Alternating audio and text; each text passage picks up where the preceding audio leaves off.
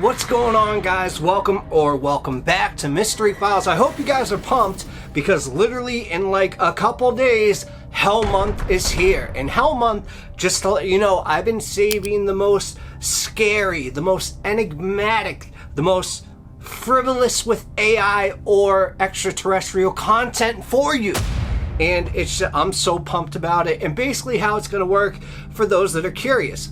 Every Friday, like usual, and we're going to gradually build up until Halloween, which then the scariest and craziest story of all drops. But it's not just going to be 4 stories. What kind of hell month would that be? It's going to be at least 8 stories, maybe 10, depending on your engagement. So first, like this video right now so we can get into today's very mysterious mystery of a mystery, and I mean it. So without any further ado, as of now, it's time to slip into a mind that's not our own. Let's go.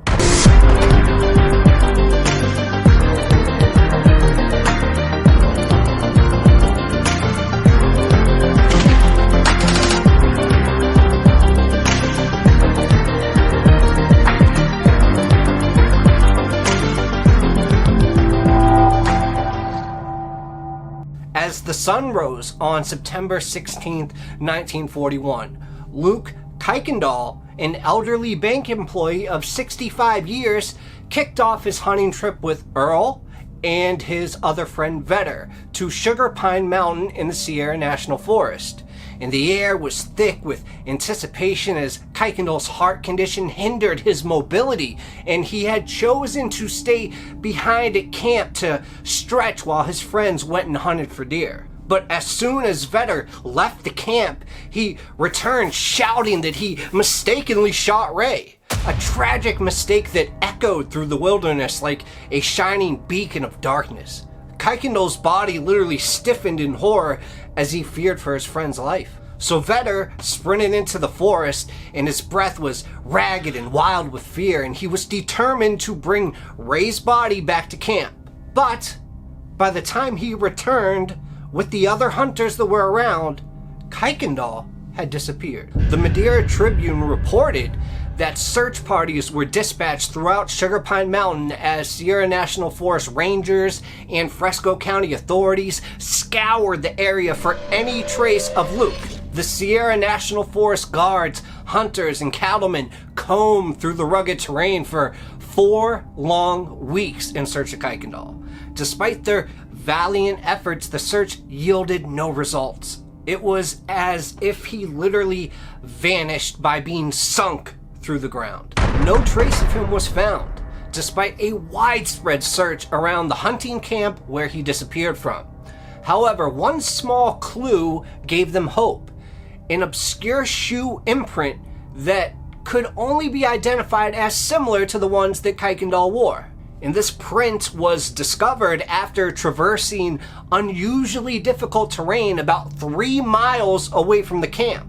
And unfortunately, it couldn't be conclusively identified as his because hunters commonly wore the same shoes. So the Kuykendall brothers, nephew William and Melvin, desperately searched for their missing father in the wilds of Northern California, a mere stone's throw away from where his imprint was found.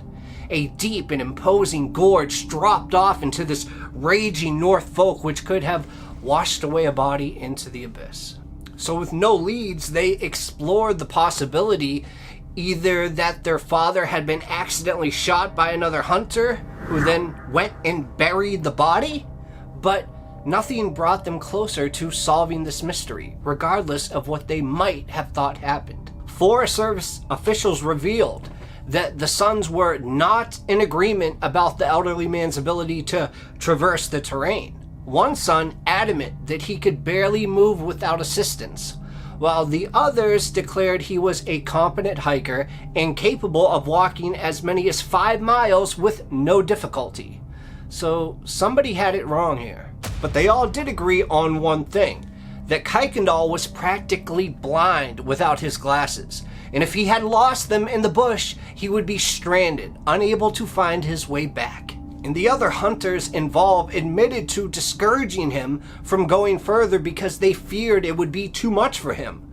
so they left him sitting on the trail about 200 yards away from the camp. And to this day, he's never been found or seen again.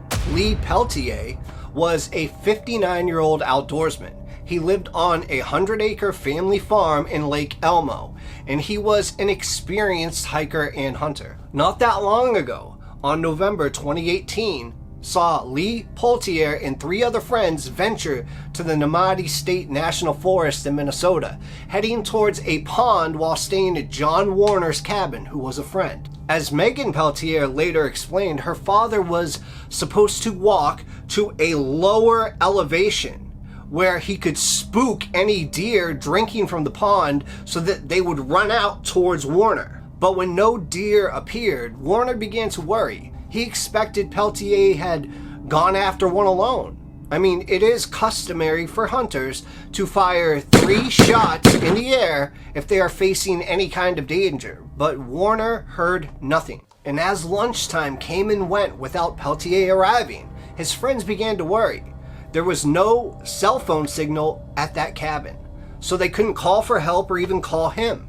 And after building a bonfire in case he returned, they noticed that the rain turned into snow and the temperature started dropping. And knowing that they had to do something, the men drove out until they could get a cell phone signal and then called the authorities. Soon, 5 officers from the Pine County Sheriff's Office arrived and commenced a search by foot and ATV. But there was no sign of Peltier, nor any clues as to what happened. And as the news spread of his disappearance, hundreds of people joined the search for him.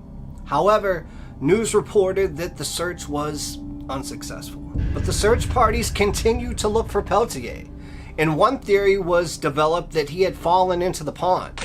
However, data from his cell phone revealed that his phone had not died until 5:30 a.m., which could not have been the case if he had fallen in during the day. And it seemed that he had actually tried to call his friends just around afternoon time, but there was no signal, leaving his family and friends feeling both confused and upset.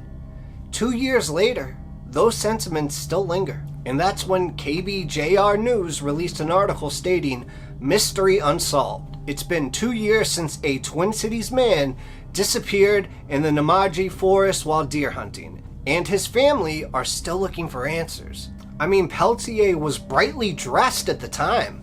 His daughter said, in an orange jacket, red sweatshirt, and an orange hat. Now, speaking to St. Paul's Pioneer Press, Peltier's son David, who owns a crane company, said they typically find lost people within half a mile of their last known location. And Peltier had no supplies with him when he vanished, no backpack, no water. So to have seen no trace of him, to have no signs, it's so bizarre, his daughter said. He's been hunting all of his life. I mean, he grew up on a farm, and he loved the outdoors. He would have known to fire his gun. He would have left a sign. But sadly, there was still no sign of Peltier. And that's when me, Mystery Files, decided to get involved and do my due diligence amongst these last 2 cases and the one in the future, and suss out, is there foul play involved? Or more likely, in my opinion, something elusive or out of the ordinary could have taken these men, rather than just being lost. And I also came to the conclusion that you should like this video. You know you want to. In our 3rd case, the Westside Seattle News reported on the mysterious disappearance of Bryan Johnston in October 2013. He had left his home for a 2 or 3 day trip to Olympic National Park, only to be reported missing later that week when he failed to return. His daughter, perplexed by the circumstances, said he just vanished into thin air. And authorities found Johnston's truck at the Ozette Ranger Station within an hour of receiving notice of his whereabouts, but no further clues could be found to explain where he might have gone. The search covered both the loop trail and the coastline, but turned up nothing, and everything before his disappearance seemed normal. He told his family before he left simply that he was going on a hike, bought a ticket for the ferry, and bought lunch. Several receipts were found in his truck. He was not the kind of man to just pick up and leave, his daughter said. Bryan Johnston had been in the U.S. Air Force until 1970. Then after that, he worked at Seattle City Lights until retirement. He'd renovated the home he lived in with his wife, from the plumbing to the rewiring, and he was described as a distinctive-looking man. He had white hair with a ponytail, blue eyes, and was about 5 foot 10 inches tall. He was last seen wearing blue jeans and carrying a black day pack, his sister told Peninsula Daily. He's strong-willed, has a deep faith, and knows what he's doing. He didn't plan to disappear, she said. No way. He was a very happy guy. He was physically fit, she said, and he hiked since he was just a Cub Scout.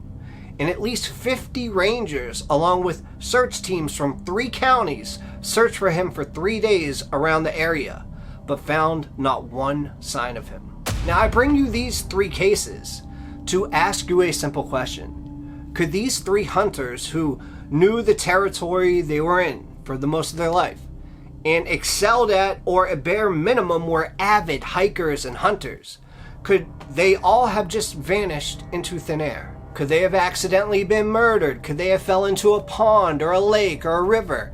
Or could they have just gotten lost and never found? It seems odd and very bizarre, because all 3 cases, these men knew what they were doing, and not too long after their disappearance, there were vast search parties for each one of them. It's simply like they dropped off the face of the earth or walked through a portal in time. So I want to know right now in the comments, do you think these are cases chalked up to accidents that might have happened? Or do you think, like some other stories we've covered, that there could be possible other options? I know we haven't covered much on Bigfoot, but could there have been a Sasquatch involved in one of these cases? And what about UFOs and extraterrestrials? Could these 3 men have been abducted? And I don't think every time somebody goes missing, somebody is abducted. I'm just asking you for your opinion on this. But I don't have those answers for this. But hopefully one day we will find out. Either that, or we'll never know at all. Thank you for watching these 3 mysterious stories, and let me know what you thought of them in the comments. And please leave a like and subscribe if you haven't already. And remember, Hell Month is coming up. Let's get this to at least 50 likes. I appreciate you guys, but that's all I got for you today. I'll see you next time. Cheers.